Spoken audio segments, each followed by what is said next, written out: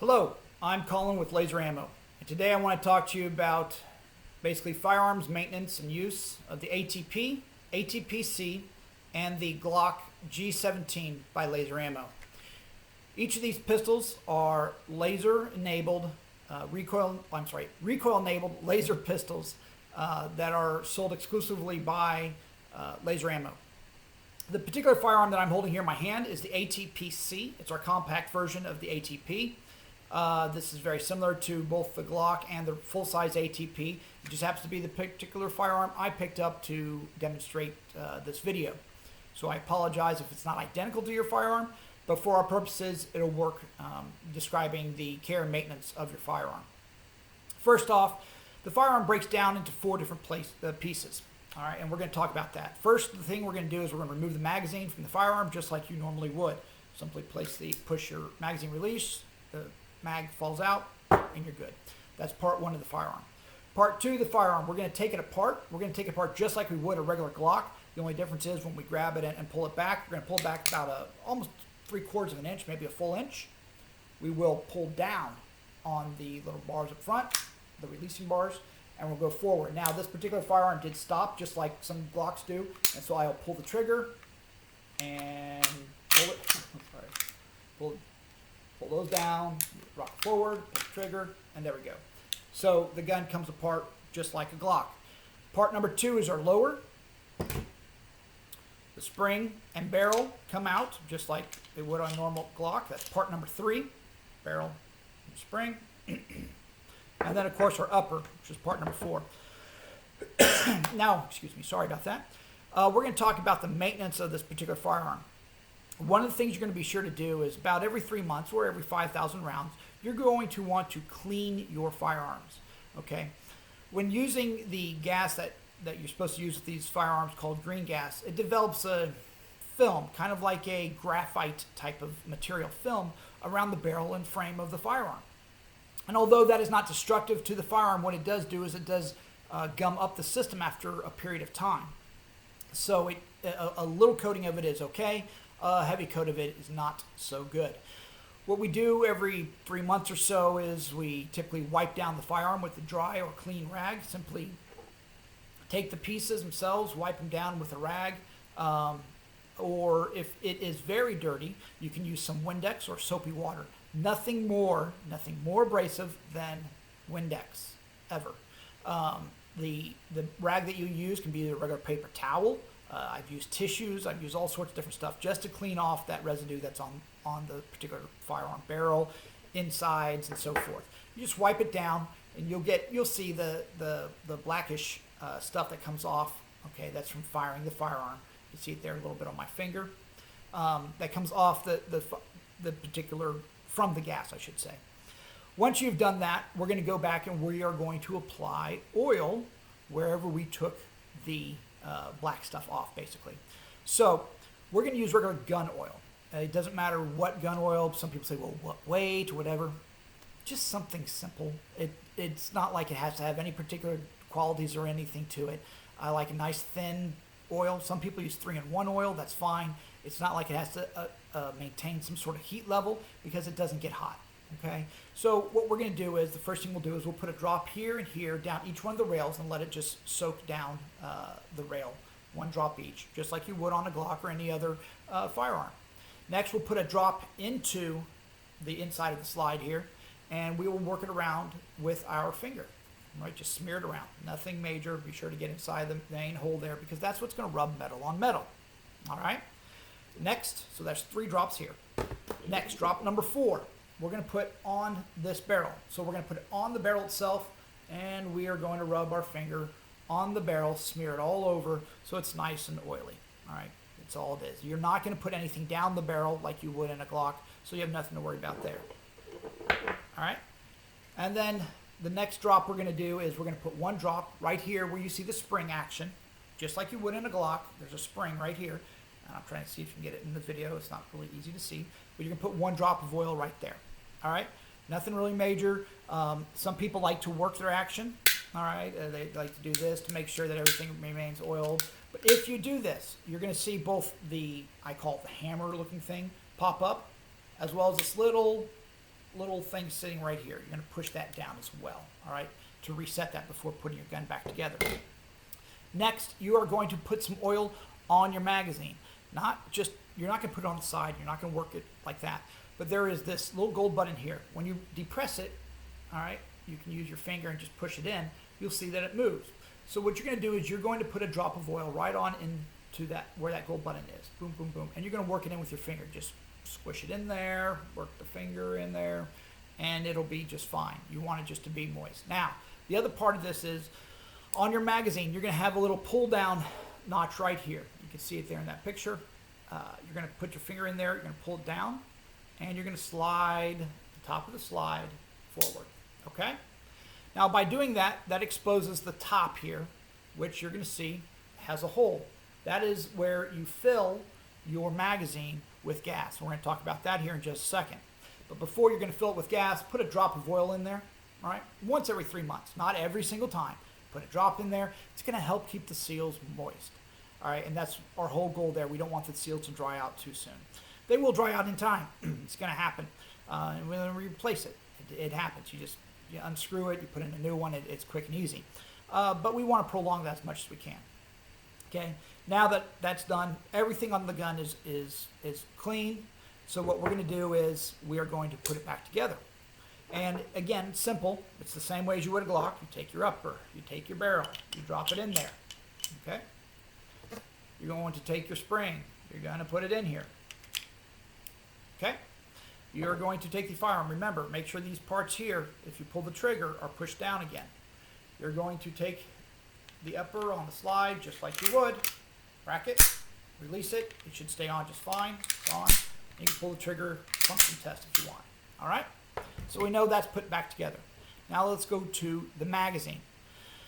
When filling the magazine, there are a lot of different options out there. Some people go online and buy green gas and they just buy green gas. Well, I found out there are different types of green gas. There is a red can of green gas. There is a black can of green gas. And there is a green can of green gas. Please, please, please only purchase green gas in a green can.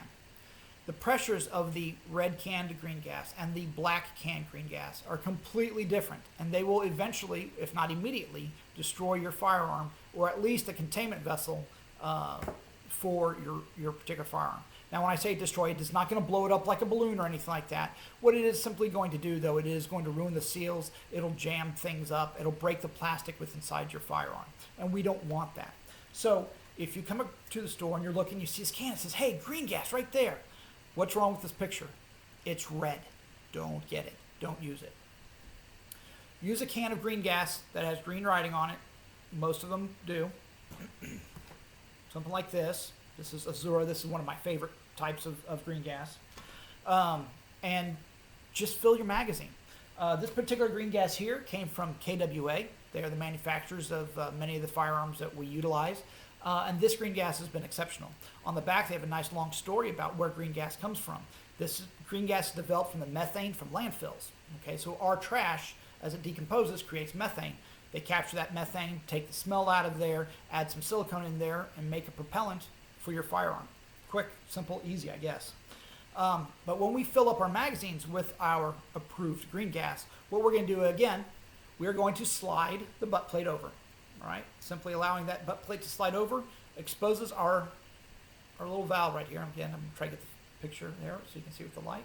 That little valve is right there. It's just like a butane lighter. Now, with green gas, you do not need to shake up the can. Many of us will pick up the can of green gas as soon as we get it. We're like, yeah, I'm going to shake it up. You don't need to do that. Just take the can of green gas as you have here, and you're going to invert it. All right, Maverick, it's inverted. Now, on the bottom here, you see this little button, and I can push it with my pinky. Now, one of the things I'm going to tell you about this is that you're going to want to do this once every so often, maybe once every 20 times you expel all the gas out of your magazine.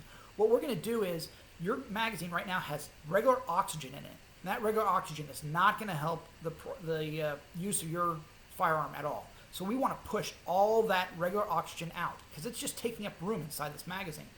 So what I'm doing is I'm pushing that button. There we go. Pushing that button with my pinky. I'm going to turn it this way. as I put the can on top of the magazine, I'm going to push it down for about a second and a half, maybe 2 seconds. 1/1002. And then now I'm just going to hold the can on here for a total of about 10 seconds. The can is not going to cause the magazine to explode. It just doesn't happen. The can is sitting there pushing gas until the pressure is equalized in both this can on top and the magazine on bottom. Now the reason why I held that little button, the reason why I held that little button for the first second and a half or 2 seconds is because I wanted to push out the oxygen that's in the can. Apologize. I wanted to push out the oxygen that was in the can. Now that I've done that, I can slide my butt plate closed, and my magazine may be cold to the touch. It also will be cold to the touch after I've completely expelled all the gas out of the magazine. Now a magazine, as it is, with gas in it, the gas that's inside here is of course chilled. If you set your magazine down for any period of time, say 10 minutes or more, it's going to increase in pressure, which is a good thing. Okay, it's not going to increase to the extent where it's going to cause problems to your firearm, but it's going to increase to about room temperature. You can put it in your pocket, which will accelerate the heating process, which will also increase the pressure and will give you more shots on your firearm. Once that is done, you can take your firearm, slide it into your firearm just like you would a normal pistol, rack the slide, aim it in a safe direction, and pull the trigger. Now I don't know if this camera is catching much of the action, but it'll operate, okay? Now there's more to this that I want to explain to you as well. That would be the specific part of the laser. Now the laser looks like this. So we call it a laser bullet or a laser cartridge.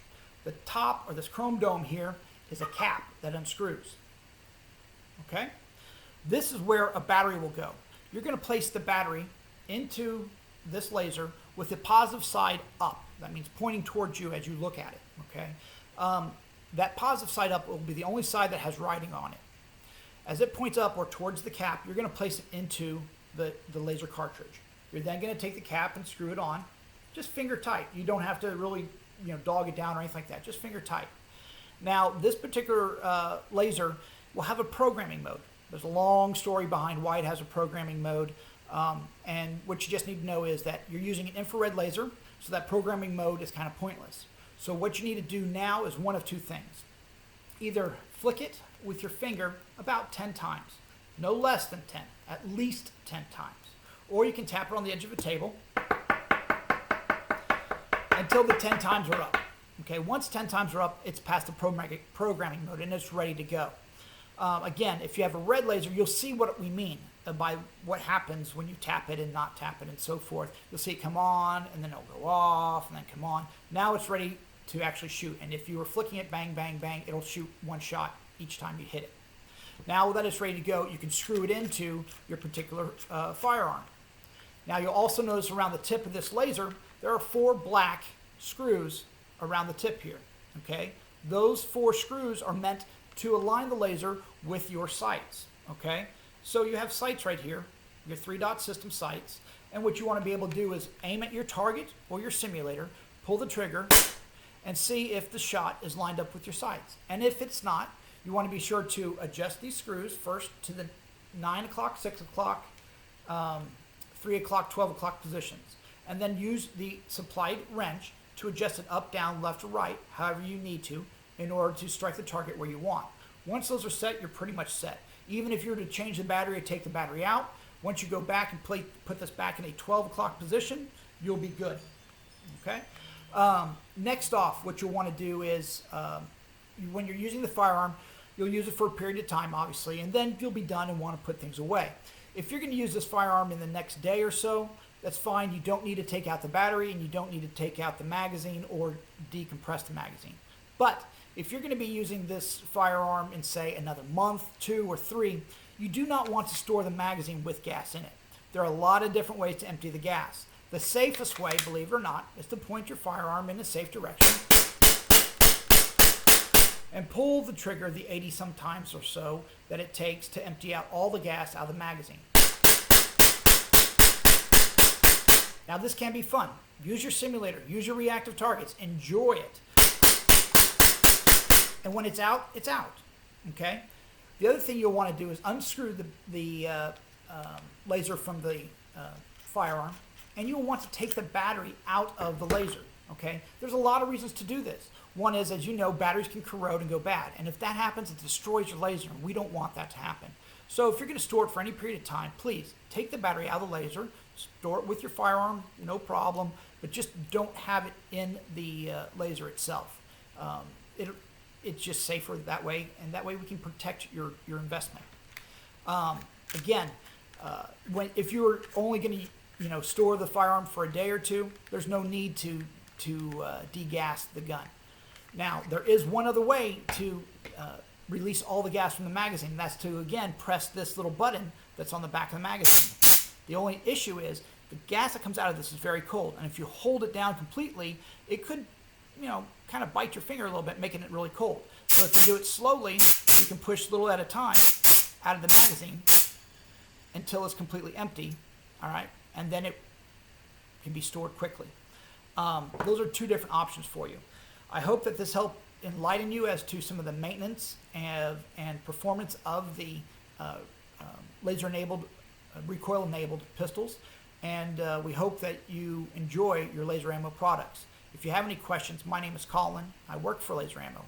Our phone number is 516-858-1262, and my extension is 104.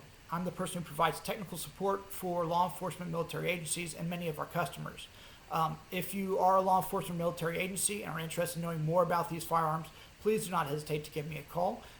We'll be more than happy to help you out. If you wish to email me, my email is colin@laser-ammo.com. That's Colin and Colin spelled COLIN, the @ symbol, then laser, LASER, dash, ammo, AMMO.com. Thank you very much for your time. I wish you the very best, and stay safe.